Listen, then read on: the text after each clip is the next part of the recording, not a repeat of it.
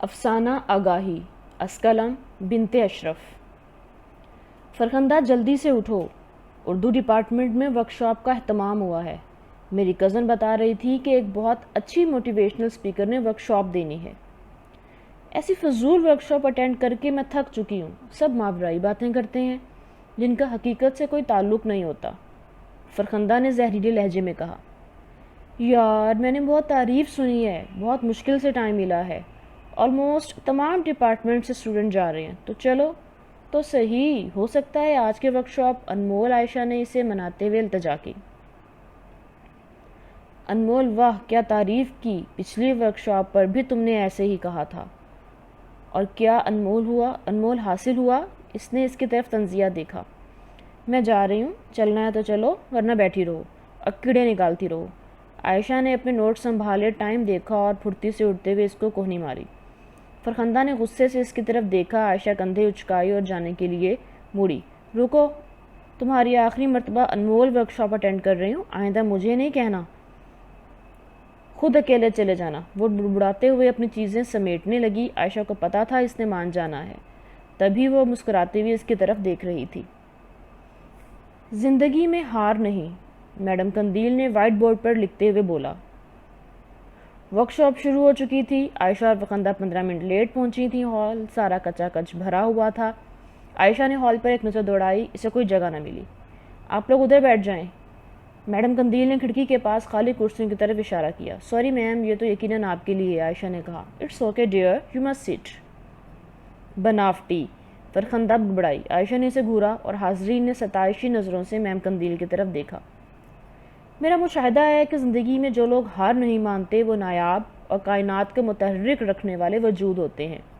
ساری کائنات ان کی ممنون ہوتی ہے۔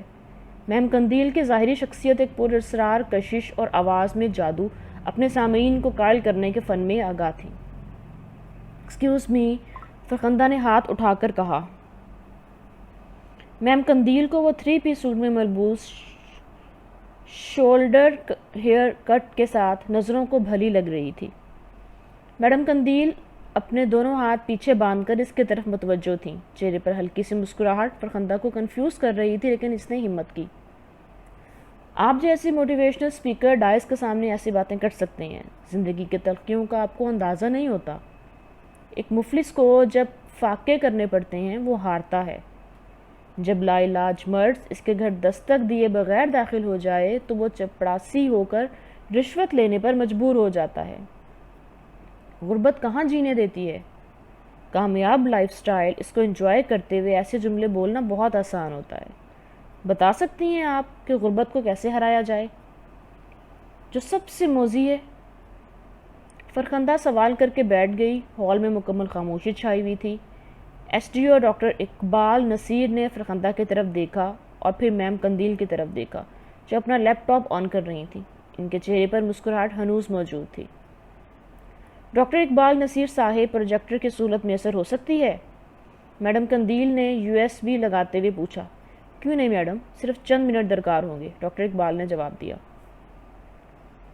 ایک جھگی جو جگہ جگہ سے پھٹی ہوئی ہوتی ہے، اس کی تصویر نمودار ہوئی۔ جھگی کے داخلی دروازے کے باہر ایک مرد ایک عورت میلے کپڑوں میں ملبوس بیٹھے ہوئے تھے۔ چہروں پر غربت کی کہانی لکھی ہوتی ہے۔ اگلی تصویر جس میں ایک بچی سلور کا کٹورا تھامے کھڑی ہوتی ہے۔ بچی مرد اور عورت سے بہت مشابہت رکھتی ہے۔ بچی میلی فراک، ملکجے بال اور بولتی آنکھوں کے ساتھ ایک داستان سنا رہی ہو۔ میڈم قندیل نے ایک مسکراتی نظر حاضرین پر ڈالی۔ دولت کی اوقات صرف 2 وقت کی روٹی ہے، اس سے زائد انبار صرف ہوس کی تسکین کے سوا کچھ نہیں، جبکہ عزت کی دولت نایاب ہے اور ہر کسی کے مقدر میں یہ انمول تحفہ نہیں ہوتا۔ میرے نزدیک دولت 2 قدم کے فاصلے پر ہے۔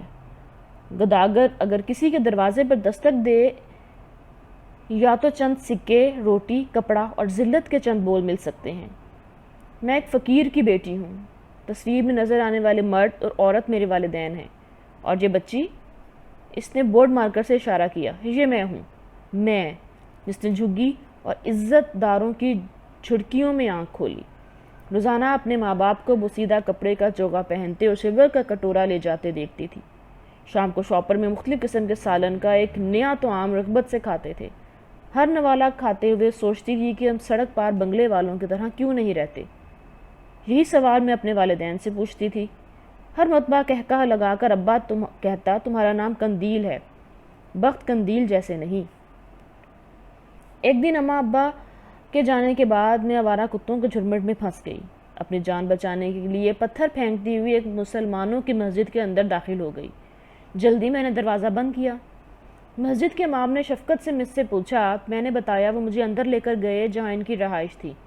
ان کی بیوی بہت محبت کرنے والی تھی اور بہت محبت سے پیش آئیں۔ مجھے کھانے کو صاف ستھرا کھانا دیا، صاف ستھرے برتنوں میں دیا۔ میں حیرانگی سے ان کی طرف دیکھ رہی تھی تو بشریٰ آپا نے میرے سر پر ہاتھ پھیرتے ہوئے کھانے کو کہا۔ میں ندیدوں کی طرح سانس لیے بغیر کھانا کھانے لگی، جیسے صدیوں کی بھوکی پیاسی ہوں۔ مجھے محبت کا مرکز مل گیا۔ طواف تو واجب ہوا۔ مجھے اپنے نام کا معنی معلوم ہوا۔ فقیر کی بیٹی تھی۔ گداگری وراثت میں خون بھر کر رگوں میں دوڑ رہی تھی۔ میں نے ایک دن بندوں کے رب سے مانگ لیا۔ مجھے آج بھی اپنی صدا یاد ہے۔ اگر یہ کہا جائے میری عادت ہے جب بھی اللہ کے رب العزت کے حضور پیش ہوتی ہوں یوں ہی صدا لگاتی ہوں۔ اے محمد صلی اللہ علیہ وآلہ وسلم کے عاشق، روٹی کی کمی نہیں، کپڑا بھی بہت دیا، نہ دی تو عزت نہ دی۔ اے محمد صلی اللہ علیہ وسلم کے مستانے، نام قندیل رکھوا دیا لیکن اپنی جھگی میں اندھیرا بہت ہے۔ اے محمد صلی اللہ علیہ وسلم کے پروانے، جانے اکیلا نہ ہو، وارے صدقے مجھ سے بھی لگا اس کام پر۔ میڈم قندیل نے فقیرانہ انداز میں صدا لگاتے ہوئے کہا۔ اس کی مسکراتی آنکھوں میں ہلکی سی نمی جو حاضرین کی بھی آنکھوں میں محسوس ہوئی۔ میڈم قندیل نے خود کو فوراً کمپوز کیا، پانی کے چند گھونٹ پیے۔ میری یہ دعا قبول ہوئی۔ مولوی سراج الدین نے میرے علم کی شمع روشن کی۔ ہم فقیروں کا کوئی مذہب نہیں ہوتا، ہمارا مذہب صرف روٹی اور چند روپے ہوتا ہے۔ مولوی صاحب نے مجھے مسلمان کیا اور میری محمد صلی اللہ علیہ وسلم سے نسبت جڑ گئی۔ اپنی جھگی سے مانگنے کے لیے کٹورا لے کر مولوی صاحب کے مدرسہ میں جاتی۔ وہاں بشریٰ آپا میرا لباس تبدیل کرواتی۔ قرآن اور پرائمری تک مجھے انہوں نے پڑھایا۔ ظاہری لباس اور باطنی لباس میں نکھار آتا گیا۔ شام کو جب میں واپس اپنے جھگی میں آتی تو میں پیسے لے کر آتی جو مولوی صاحب مجھے دیکھتے، جس کو دیکھ کر میرے ماں باپ بہت خوش ہوتے۔ ایک دن میرا راز فاش ہو گیا۔ میری بستی کے تمام لوگوں نے مولوی صاحب کو بہت برا بھلا کہا کیونکہ وہ ان کی نسل خراب کر رہے تھے۔ میری ماں کو سب میں زیادہ دکھ اس بات کا تھا کہ مجھے بستی میں سے کون خریدے گا۔ سردار نے کہا ہم چند روپے مانگنے والے ہیں، ہماری عزت اپنے لوگوں میں ہے، باہر کے لوگ صرف دھتکارتے ہیں۔ میرا مذاق اڑایا گیا۔ جب ان کو میرے مسلمان ہونے کا پتہ چلا تو میرے ماں باپ نے مجھے بہت مارا۔ اس مار کی درد آج آپ کے سوال سے دوبارہ جاگی۔ میڈم قندیل نے فرخندہ کی طرف دیکھ کر کہا۔ بستی کے لوگوں نے مجھے ناپاک قرار دے دیا۔ میرے ماں بار بار اپنا چہرہ پیٹتی کہ بستی والے ہمیں نکال باہر کریں گے، کوئی خریدے گا نہیں۔ مولوی صاحب نے میری ماں کو منہ مانگے دام دے کر مجھے خرید لیا۔ 5 لاکھ میری بستی کے سردار کے پاس بھی نہیں تھے۔ جب بستی والوں نے دیکھا کہ میرا باپ سب سے امیر بن گیا ہے تو انہوں نے میرے ابا کو سردار بنانے کا فیصلہ کیا۔ مولوی صاحب نے اپنی بیٹی کا جہیز اپنی وراثتی 1 ایکڑ زمین گروی رکھ کر مجھے میرے پیسے دیے۔ میں ان کے ساتھ ان کے گھر آ گئی۔ میں افسردہ تھی، ماں باپ سے الگ ہونے پر بھی اور ان کے پیسے لینے پر بھی۔ حیران اس بات پر تھی کہ مولوی صاحب نے اپنی بیٹی پر پرائی بیٹی کو فوقیت کیوں دی۔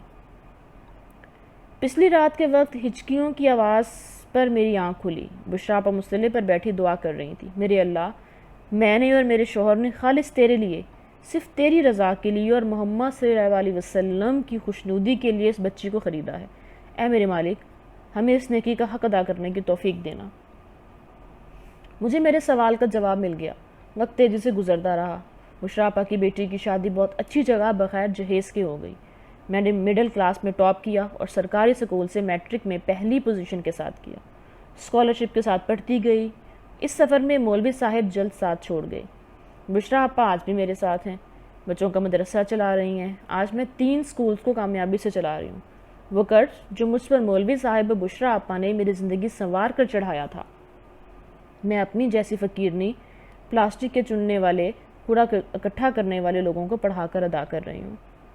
میں نے رب سے عزت کی بھیک مانگی، مجھے خالی ہاتھ نہیں لوٹایا گیا، لیکن اس کٹھن سفر کو طے کرنے میں کبھی ہار نہیں مانی۔ آج میرے حقیقی والدین اور میری پوری بستی مسلمان ہونے کے ساتھ ساتھ گداگری چھوڑ چکی ہے۔ سراج الدین مولوی کی جلائی ہوئی قندیل سے میری جھگی کے ساتھ ساتھ میری بستی روشن ہو چکی ہے۔ میڈم قندیل فرخندہ کی طرف مڑتے ہوئے بولے۔ فرخندہ بھیگی آنکھوں سے کھڑی ہوئی اور بے ساختہ پورا حال کھڑا ہو گیا۔ رفتہ رفتہ تالیوں کی گونج پورے حال کی خاموشی کو توڑا۔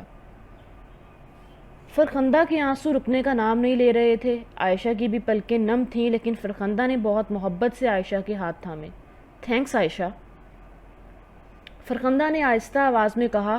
آج کے ورک شاپ انمول ہے۔ آج مجھے زندگی کی اصل معنی سمجھ میں آئے۔ زندگی برانڈڈ کپڑے، گاڑی اور مراعات کا نام نہیں، بلکہ خود کو جلا کر روشنی کرنے کا نام ہے، فرخندہ نے پرعزم لہجے میں کہا۔ عائشہ نے بغور اس کی طرف دیکھا۔ فرخندہ دل سے مسکرائی۔ میڈم قندیل کے ہمراہ میں اس سفر کا آغاز کروں گی، اس نے پرعزم لہجے میں کہا۔ میری چھوٹی سی کاوش ہے، امید کرتی ہوں آپ کو پسند آئے گی۔ ایک گزارش ہے، پلیز کوئی بھی میری تحریر کو مجھ سے پوچھے بغیر کاپی رائٹ مت کریں۔ اللہ رب العزت سب کی زندگیوں میں آسانیاں پیدا فرمائیں، خوش رہیں، سلامت رہیں، خوشیاں بانٹیں، دعاؤں میں یاد رکھیں۔ جزاک اللہ۔